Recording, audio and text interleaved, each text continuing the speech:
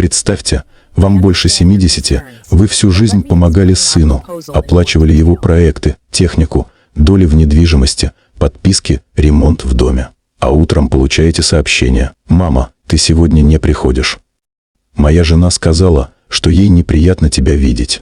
Я смотрела на экран, а в другой руке держала папку с документами, квитанции за их новую солнечную станцию, за систему «Умный дом», за участок у озера, который я оформила на них.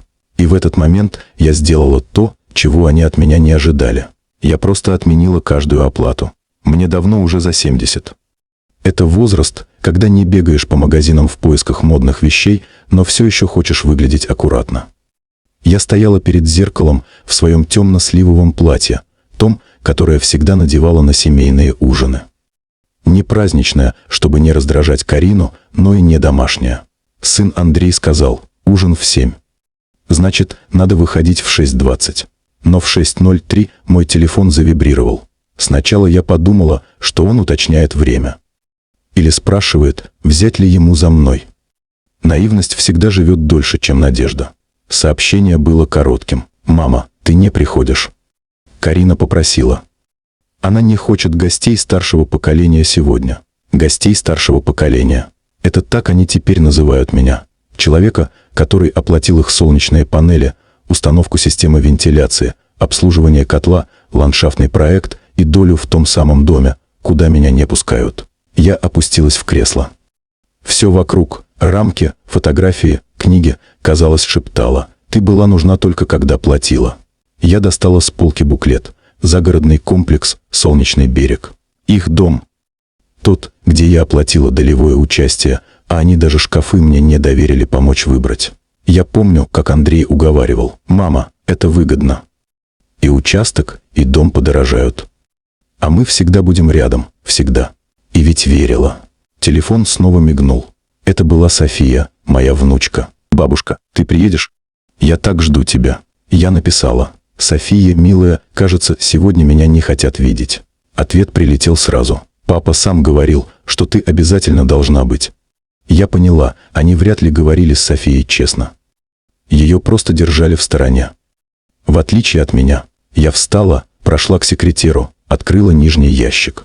Там все, что я оплачивала много лет. Паевой взнос за участок под круглогодичным домом, обслуживание солнечных панелей, ремонт генератора, подписка на сервис «Умный дом», расширенная гарантия на их электромобиль, взносы за элитную садовую технику, годовые взносы за лодочную станцию, которой я даже не пользовалась. На каждом документе моя подпись. Тогда я сделала то, чего от меня никто не ждал. Я набрала номер банка. «Добрый вечер. Это Маргарита Эдвардс. Приостановите все регулярные списания, связанные с моей семьей. Все? Все. Без исключений». Сегодня я посмотрела на фотографию покойного мужа. Он всегда говорил: «Марго, помогать хорошо. Но себя предавать нельзя никогда». И впервые за много лет я согласилась с ним не только в голове, но и в поступках. Когда я проснулась на следующее утро, меня впервые за долгие годы не встретило ощущение, что я кому-то что-то должна. В доме было непривычно тихо. Тишина не давила, как раньше, а будто раскрывала пространство вокруг. Я поставила чайник, достала свою любимую фарфоровую чашку с трещинкой у края, которую Карина когда-то назвала старьем. Я не выбросила ее тогда и теперь держала особенно крепко, словно напоминая себе: да, я могу оставлять в своей жизни то, что люблю, не спрашивая ничего разрешения. Я села к окну, наблюдая, как первые лучи солнца подсвечивают стекло моего секретера. В отражении я увидела себя, женщину, которой давно уже за 70, но в этот момент на меня смотрела не уставшая мать, а человек, который наконец сделал шаг в свою сторону. Телефон молчал, и в этом молчании было что-то освобождающее.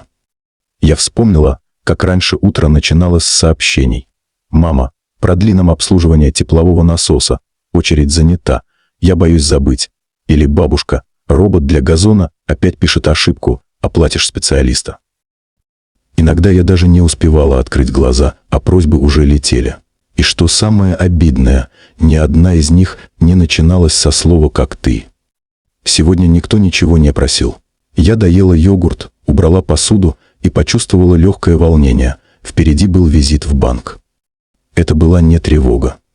Это было что-то похожее на предвкушение, как будто я собиралась вернуть себе часть жизни, которую давно отдала безоговорочно. Когда я вошла в отделение, там пахло бумагой и чем-то теплым, почти домашним. Лидия Сергеевна узнала меня сразу. Она всегда встречала меня уважительно, как постоянного старого клиента, но сегодня в ее взгляде было что-то еще – забота. Мне вдруг стало ясно, насколько важно, когда хотя бы один человек в день смотрит на тебя не как на удобный ресурс, а как на живого человека. Она проводила меня в кабинет, закрыла за нами дверь, чтобы не было посторонних глаз, и выложила на стол толстую распечатку. «Маргарита Викторовна, я подготовила все, что вы просили. Здесь список всех регулярных операций за последние 12 месяцев. Их действительно много. Возможно, вы что-то захотите оставить». Я придвинула папку ближе. Страницы были полны аккуратных строк. Обслуживание солнечных панелей, продление сервиса умного дома, абонемент на причал, годовой тариф на ремонт климатической системы, замена фильтров в бассейне, обновление подписки на их электромобиль, аренда садовой техники. Я переворачивала лист за листом, и каждый был как напоминание. Вот еще одна просьба. И еще одна. И еще. Иногда за этим стоял Никита. «Бабушка, ты же хочешь, чтобы у нас был безопасный дом?» Иногда Карина. «Маргарита, но вы же понимаете, что без обслуживания теплицы все растения погибнут». Иногда Андрей. «Мам, ну что тебе стоит? У тебя же все равно деньги лежат». Я остановилась на строчке «Годовое обслуживание электромобиля». Именно из-за него однажды произошла сцена, которую я раньше старалась не вспоминать, а теперь почему-то вспомнила отчетливо. Я приехала к ним в дом помочь с детьми на час, пока Карина была в салоне. Когда я подошла к электромобилю, чтобы забрать из него забытый рюкзак Софии, Андрей отмахнулся. «Мам, лучше не трогай там ничего. Это сложная техника, ты можешь случайно что-то нажать». Но когда через неделю пришел счет за продление обслуживания, он позвонил в 4 утра, уверенный, что я должна оплатить немедленно, иначе у него рухнет график. Отношение было разным, просьбы одинаковыми. Я положила ладонь на папку. «Лида, ничего оставлять не будем». «Вообще ничего?» «Вообще. Я много лет жила за них. Теперь пусть живут сами». Она кивнула с уважением. «Тогда подпишите здесь, здесь и вот здесь». Моя рука не дрогнула. Ни одной секунды мне не захотелось передумать. Когда я вышла из банка, ветер тронул листья клена так, будто сам воздух стал легче. Я остановилась на ступеньках и вдруг впервые за долгие годы вдохнула полной грудью. Почему-то это ощущение показалось мне торжественным. Я решила пройтись пешком до офиса юриста. После всего, что произошло, мне хотелось побыть одной, шагать в своем темпе, думать своими мыслями. По пути я заглянула в маленькую пекарню, купила свежий хлеб. Девушка за прилавком улыбнулась мне, просто так, от души.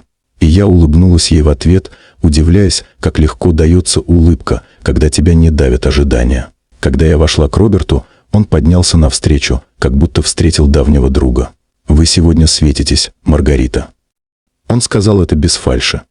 «Что случилось?» Я перестала жить за других. Я произнесла это вслух впервые. Мы начали обсуждать документы. Он объяснял каждый пункт методично, спокойно, но за этим спокойствием чувствовалось что-то еще, как будто он давно ждал, когда я наконец решусь.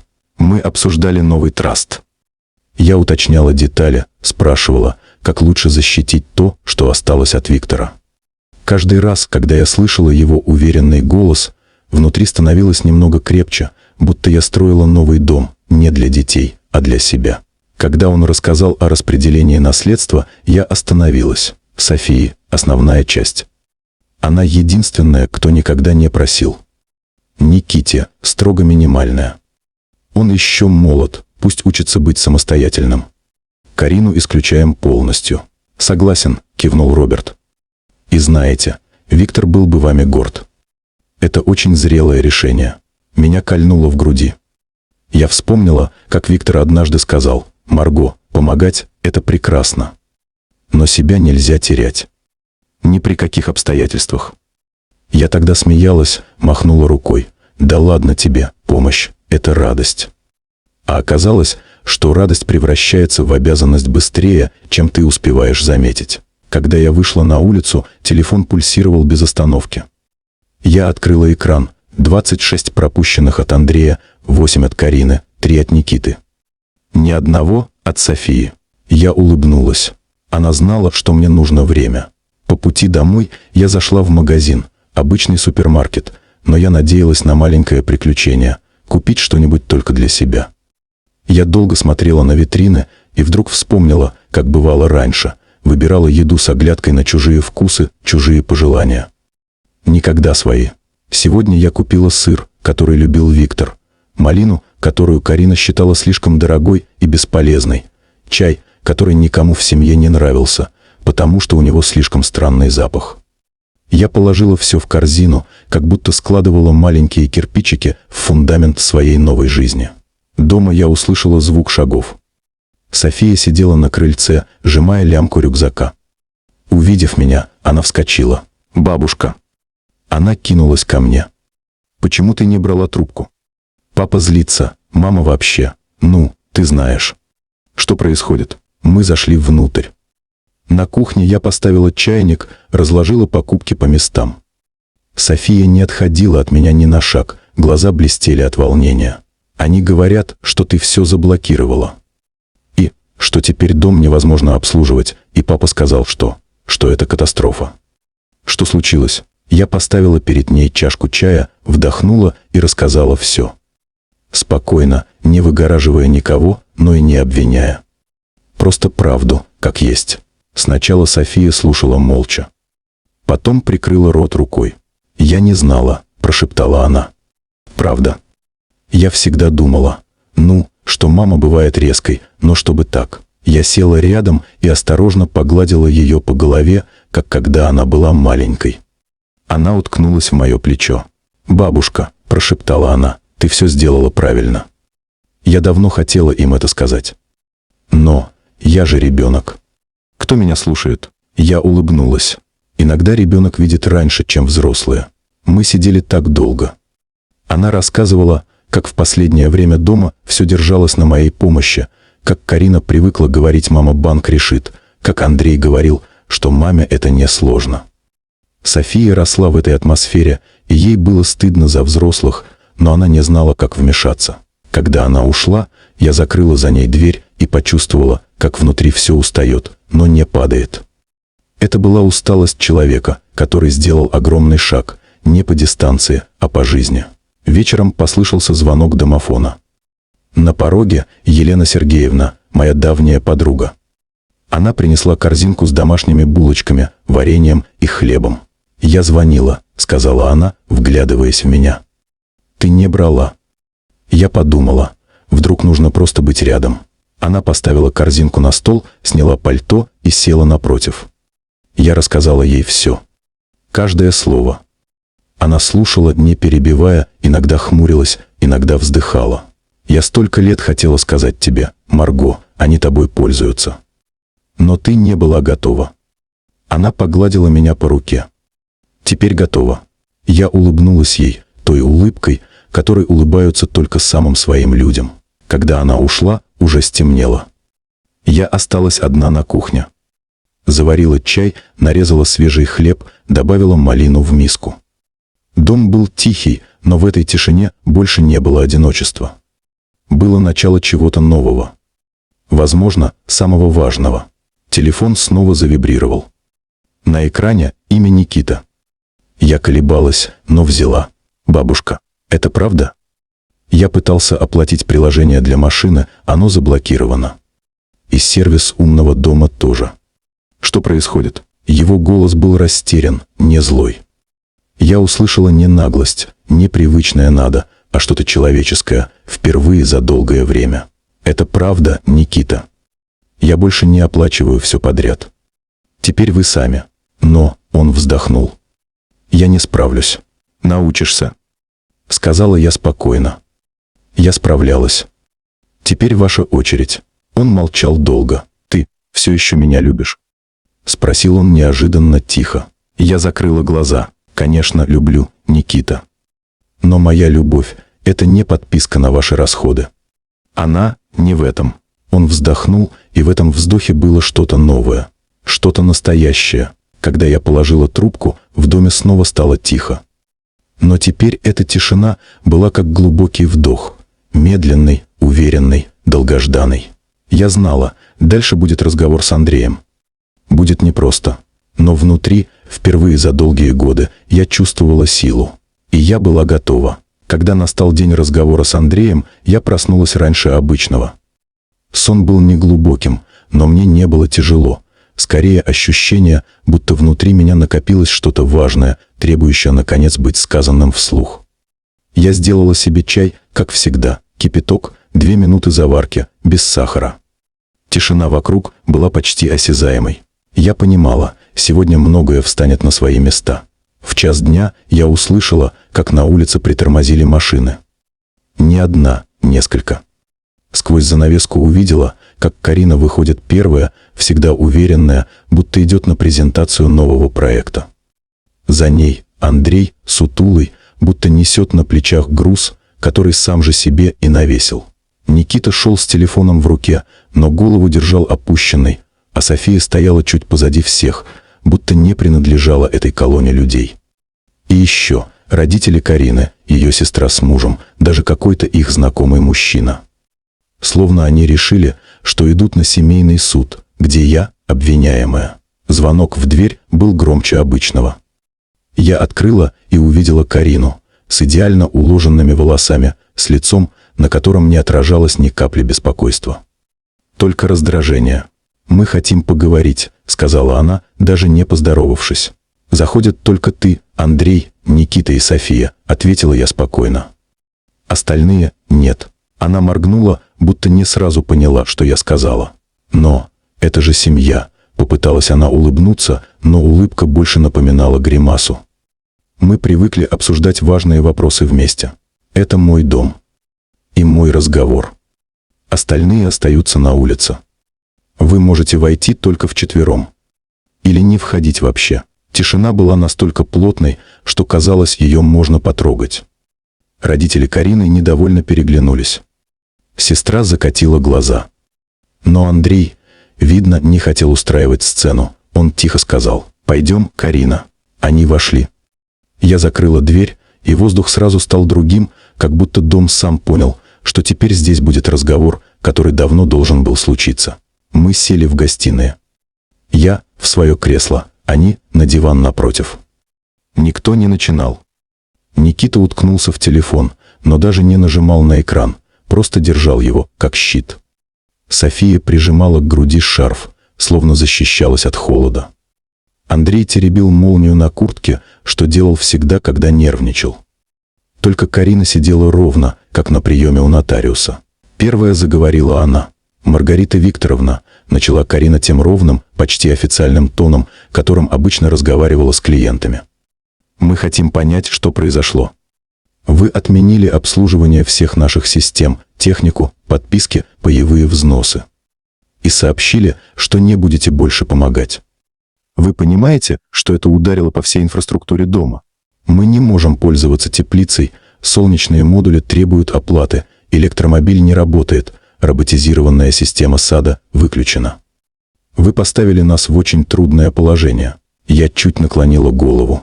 «А вы понимаете, что поставили в трудное положение меня?» Она приподняла брови. «Это другое.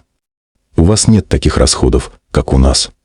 У вас нет маленьких детей, обязательств. У меня был сын, который писал матери, что она не приглашена», — сказала я тихо, но Карину будто ударило током. «Дом, сад, техника — все это обслуживалось годами на мои деньги. А в дом, за который я заплатила большую часть, меня не пустили». Андрей вздохнул и впервые поднял на меня глаза. «Мам, это была ошибка». Карина была уставшая, она нервничала. Вечер был важный, у нее клиенты. Я не должен был писать то сообщение. Просто все совпало. «Я понимаю», — кивнула я. «Но это не про одно сообщение, Андрей. Это про то, что вы много лет воспринимали меня как ресурс». Я молчала. Очень долго. До вчерашнего дня. Он закусил губу. «Но ты же сама предлагала помощь, а вы никогда не отказывались», – перебила я. «И никогда не спрашивали, насколько мне это удобно». Никита поднял голову от телефона и вдруг тихо произнес: «Но мы привыкли, бабушка». Эти слова звучали почти как признание. Я посмотрела на него долго. Он смутился, опустил взгляд. «Я знаю, Никита. И в этом тоже моя вина. Я позволила вам привыкнуть. Я делала все сама, все время. Делала, чтобы вам было легче. А вы решили, что так и должно быть». Карина выдохнула раздраженно. «Но вы же понимаете, что сейчас все рушится. Мы не можем обеспечить весь дом сами. Это невозможно. Эти системы требуют вложений. Это же современный дом, все автоматизировано. Значит, вам пора научиться жить без моего кошелька», — сказала я спокойно. «У вас 2 взрослых людей в семье. Вполне можете справляться с тем, что считали естественным». Она резко подалась вперед. «Вы пожалеете об этом», — выпалила она. «Вы останетесь одна. Без поддержки. Вы же старый человек, вам нужна забота». София вздрогнула от этих слов. Я медленно поднялась. «Забота — это не обслуживание солнечных панелей, Карина. Забота — это уважение. Тепло. Добрые слова. Вы не давали этого мне много лет. Поэтому мне не страшно остаться без вашей помощи. Я уже давно жила без нее». Карина молча поднялась, сжала губы в тонкую линию и отошла к двери. Но Андрей остался сидеть. «Мам», его голос стал тише. В нем впервые слышалась не уверенность, не раздражение, а растерянность. «Ты правда не передумаешь?» «Нет, Андрей. Я уже передумала однажды, когда позволила вам жить за мой счет. Больше я не отступлю». Он отвернулся. Никита опустил голову, словно осознавал всю ситуацию впервые. И тут София поднялась и подошла ко мне. Она просто взяла меня за руку. Ее ладонь была теплой. «Бабушка, я с тобой», — сказала она тихо. Мне не нужно было ничего объяснять, она и так чувствовала все. Когда они вышли за дверь, дом погрузился в такую тишину, которой я не слышала почти 20 лет. Она не была тяжелой. Напротив, она была честной. Это была тишина, в которой я вдруг поняла, моя жизнь снова принадлежит мне. Прошло несколько месяцев. Сначала Андрей писал мне сообщения. Они были короткие, обиженные, иногда резкие. Потом длинные, как будто он пытался объяснить свое поведение. Карина тоже писала, требуя переосмыслить решение. Она даже однажды прислала мне список сервисов и сумм, которые логично было бы оставить за мной. Я закрыла диалог, даже не ответив. Никита устроился к Роберту Соколову стажером. Вместо электромобилей, сервисных подписок и дронов, теперь он сортировал бумаги и каталоги дел. Он позвонил мне через неделю после начала стажировки. «Бабушка». Голос был тихий, но уже более взрослый. «Спасибо. Я не думал, что смогу что-то делать без твоей карты. А теперь ты знаешь, что можешь», — ответила я. «Это только начало». Он улыбнулся, я это почувствовала даже через трубку. София приезжала чаще всех. Иногда просто пила со мной чай. Иногда мы гуляли в парке. Она рассказывала, как у них дома все переменилось. Как Карина каждый день спорит с мастерами, как Андрей сидит ночами и разбирается в приложениях, чтобы понять, как работает умный дом, как они в первый раз за долгое время сделали сад своими руками, без дорогих специалистов. «И знаешь», — сказала София как-то вечером, — «им это идет на пользу. Они стали больше общаться, меньше кричать. И, мне кажется, папа стал задумываться, каково тебе было все это время». Я слушала и не испытывала злорадства. Только тихое, глубокое облегчение. Они начали взрослеть, а я начала жить. В один из дней я увидела старый путеводитель по Италии, который мы с Виктором купили еще в молодости. На страницах были заметки от руки, его почерк, такой четкий и уверенный. Он всегда мечтал показать мне Тоскану, Рим, тихие улочки Флоренции. Я развернула карту и вдруг поняла, сейчас самое время исполнить ту мечту, которую мы откладывали слишком долго. Когда я села в самолет, мне казалось, что сердце в груди стало легче. Не потому, что я улетала от кого-то, а потому что наконец летела куда-то, к себе. Я сидела на террасе маленького итальянского кафе, смотрела на виноградники и думала о том, что все эти годы старалась быть нужной тем, кто воспринимал меня как данность. А нужно было быть нужной себе. Я выпила глоток холодного белого вина и вдруг улыбнулась. Нежно, спокойно, искренне. Телефон завибрировал. «Андрей». Я посмотрела на экран несколько секунд и нажала «Отклонить». Может быть, завтра. Может быть, через месяц. Сегодня я выбирала себя. Сегодня я жила. И впервые за долгие годы, по-настоящему.